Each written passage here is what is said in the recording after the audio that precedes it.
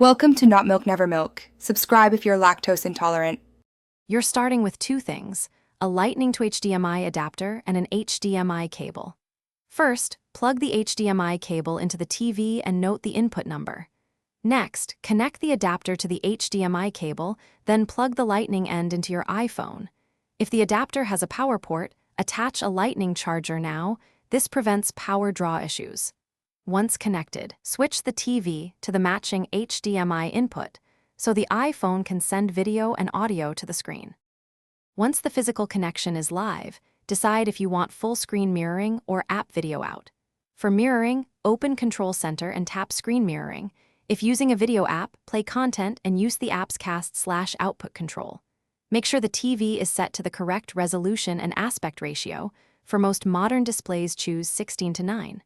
Also verify audio routes to the TV in Control Center's audio tile. Finally, close battery-draining apps so streaming runs smoothly without hiccups. Now confirm the video plays and the orientation looks correct. If not, toggle portrait orientation, lock and rotate the phone.